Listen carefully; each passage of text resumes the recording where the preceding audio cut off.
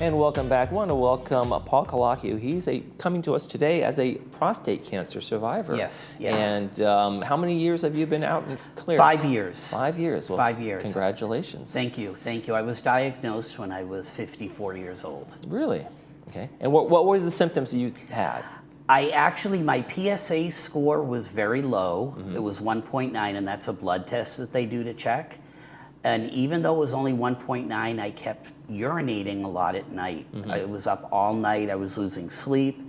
So my primary care provider said that I should see a radiologist and get an MRI. And that's usually a sign of like just an enlarged prostate, right? Yep, exactly. Yeah. It is not necessarily cancer or anything or prostate disease. It could just be an enlarged prostate. Mm-hmm. In my case, there was a palpable lump, and then there was cancer found within the prostate gland. Mm-hmm, mm-hmm.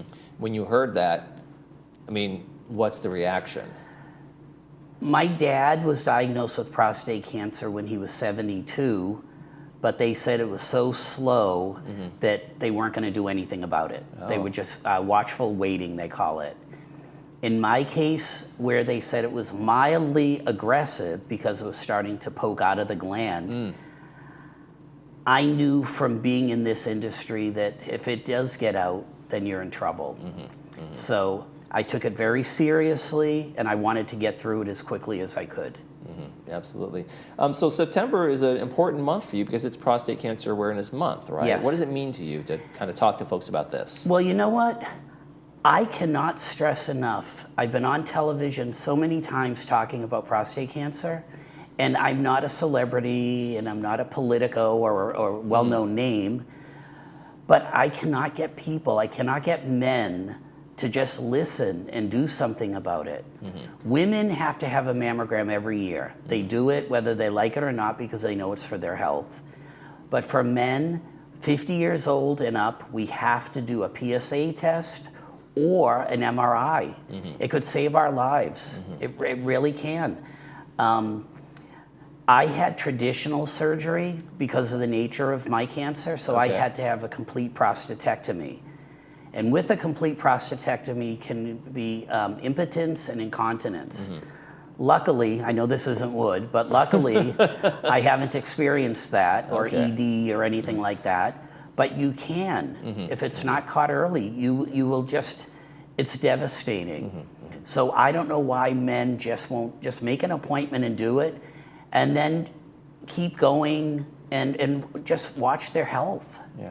And you know, so many men are like that. Is there stubbornness to like, oh, he just won't go to the doctor. I've told him, but he won't go. What is that about? What do you think that's all about? Well, you know what? A lot of the doctors, a lot of the urologists and radiologists say men are afraid of anything down there.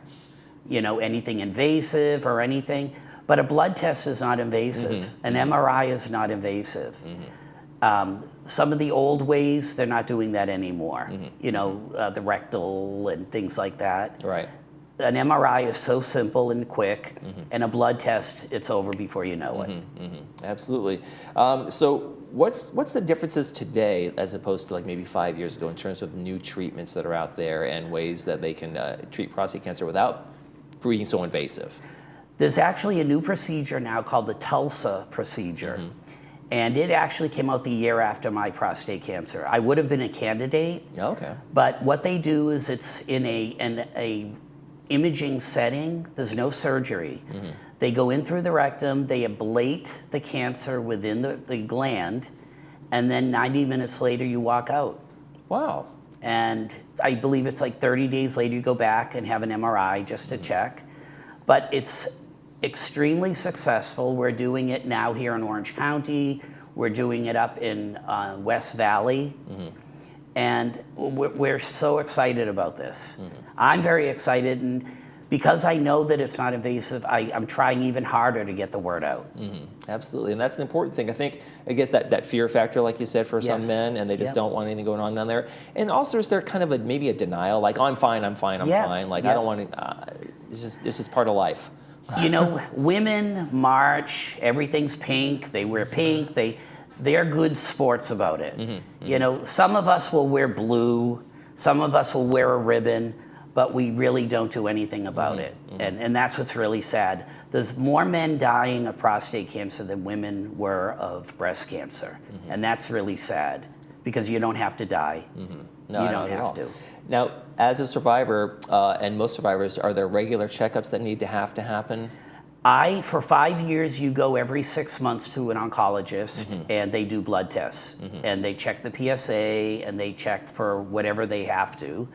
And then after that, if you're still okay, it becomes once a year. So now I will start going once a year. And it's kind of exciting. But it's like a badge of courage now. You know that you've had it. You now have to wear that proudly. And you try to do something about it, and you try to help people so they don't have to go through it. Now, as the test comes up, do you get a little tinge like, oh, let it be okay? Or is there worry? Like, yes. I actually had before I was released for the 5 years, I had a false positive. And they did it again because there's things that happen. I don't know necessarily what they are that could have caused the false reading, but I had it done again, and it was fine at 0. Okay. So that's some good news there. What would you say to viewers right now about prostate health and how we can, prevention and getting things checked and just the whole gamut of it? I would like for all men right now to think about making an appointment if they haven't.